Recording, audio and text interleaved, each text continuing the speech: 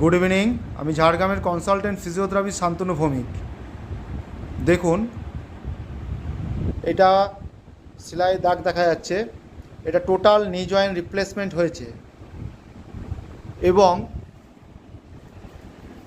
আগের হাঁটুটাও দেখুন, ভালো করে লক্ষ্য করুন, এটাতেও হয়েছে। এটা 3 মাস পরে ওইটা হয়েছে। প্রি অপারেশনের আগে আমি ফিজিওথেরাপি করেছি এবং অপারেশনের পরে ফিজিওথেরাপি করছি।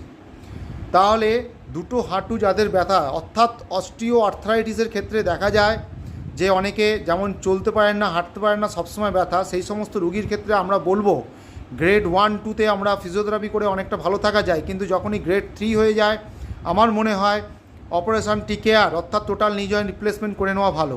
ঠিক আছে, ইনার আফটার আমরা দেখে নেব ফিজিওথেরাপি করার পর উনি কেমন আছেন, কেমন হাঁটাচলা করছেন, কেমন সিঁড়ি ভাঙছেন। দেখি হাঁটুন তো, চলুন হাঁটুন। দেখতেই পাচ্ছেন আগে বাঁ পাটা হয়েছে, এইবার এবং ডান পাটা করেছেন। ব্যাস,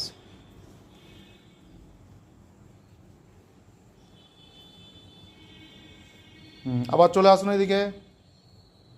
দেখুন কত সুন্দর হাঁটছে। তাই আপনাদের কাছে রিকোয়েস্ট, যারা এরকম হাঁটু ব্যথায় প্রচুর ভুগছেন, হাঁটতে পারছেন না ভালোভাবে, চলতে পারছেন না সারাদিন এবং রাতে কটকট করছে, তাদের ক্ষেত্রে অনুরোধ রইল যদি মনে হয় আপনারা টেক কেয়ার করতে পারেন।